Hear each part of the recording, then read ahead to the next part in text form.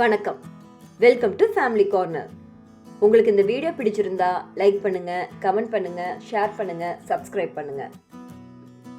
இன்னைக்கு ஆலு பராத்தா எப்படி பண்றது நம்ம பார்க்க போறோம். லஞ்ச் பாக்ஸ்க்கு பேக் பண்றதுக்கு இது ஐடியலான ரெசிபி. ஆலு பராத்தா பண்றதுக்கு 2 கப் கோதுமை மாவு எடுத்துக்கிறோம். மாவு பிணையறதுக்காக கொஞ்சம் கொஞ்சமா தண்ணி சேர்த்து நம்ம சப்பாத்தி மாவு பதத்துக்கு பிணைஞ்சுக்க போறோம்.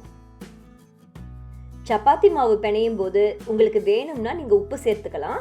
இந்த ரெசிபில நான் மாவுக்கு உப்பு சேர்க்கல. பொதுவா 2 கப் கோதுமை மாவுக்கு 1 கப் அளவுக்கு தண்ணி தேவைப்படும். ஆனா இது ஒவ்வொரு கோதுமை வகையை பொறுத்து மாறுபடும். அதனால நீங்க எப்பயுமே கொஞ்சம் கொஞ்சமா தண்ணி சேர்த்து பிணைஞ்சுக்கோங்க.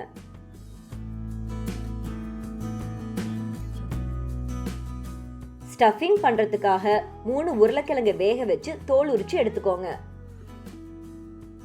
தோல் உரித்ததும் அதை கட்டி இல்லாம நல்லா மசிச்சு எடுத்துக்கோங்க.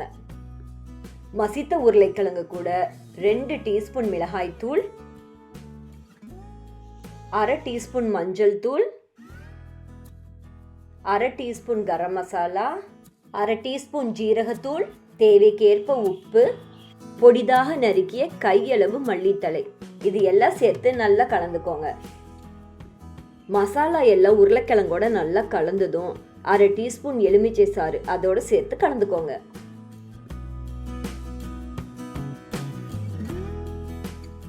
நம்ம கலந்து வச்சிருக்கிற உருளைக்கிழங்கு மசாலாவை சின்ன சின்ன உருண்டைகளா பிடிச்சு வச்சுக்கோங்க.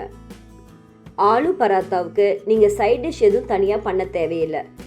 அதுக்கு தயிர் வச்சு சாப்பிட்டாவே சூப்பரா இருக்கும்.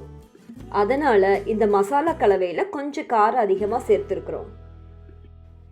உருளைக்கிழங்கு மசாலாவை நம்ம உருண்டை பிடிச்சதும் ஏற்கனவே பிணைஞ்சு வச்சிருக்கிற சப்பாத்தி மாவுல அதை ஸ்டஃப் பண்ண போறோம். கொஞ்சமா சப்பாத்தி மாவு எடுத்துக்கோங்க. கல்லோட ஒட்டாம இருக்கிறதுக்காக 2 பக்கமும் கோதுமை மாவு போட்டு டஸ்ட் பண்ணிக்கோங்க. சப்பாத்தி தேய்க்கிற மாதிரியே இதையும் நீங்க தேய்ச்சி எடுத்துக்கோங்க.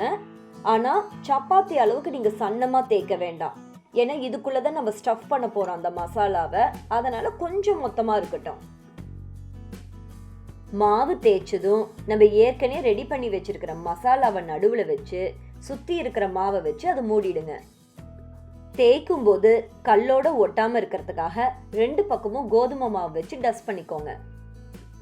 மீண்டும் அதை நீங்க தேய்ச்சி எடுத்துக்கோங்க. பராத்தா தேய்க்கும் போது நீங்க ரொம்ப சன்னமா தேய்க்கணுங்கிற அவசியம் கிடையாது. நம்ம அப்படி பண்ணும்போது உங்களுக்கு மசாலா வெளியே வந்துடும். தேய்ச்சி எடுத்ததும் நம்ம சப்பாத்தி கல்லுல போட்டு சுட்டு எடுக்க போறோம்.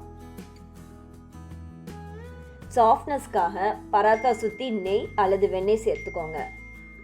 ஒரு பக்கம் வெந்ததும் மறுபக்கம் வேகிறதுக்காக நம்ம திருப்பி போட்டுக்கிறோம். 2 பக்கமும் வெந்ததும் நம்ம சப்பாத்தி கல்லுல இருந்து எடுத்துடலாம். மிக மிக சுவையான ஆலு பராத்தா தயார். இந்த ரெசிபியை நீங்களும் ட்ரை பண்ணி பாருங்க. உங்களுக்கு பிடிச்சிருந்தா ஃப்ரெண்ட்ஸுக்கு ஷேர் பண்ணுங்க. ஃபேமிலி கார்னருக்கு சப்ஸ்கிரைப் பண்ணுங்க. நன்றி.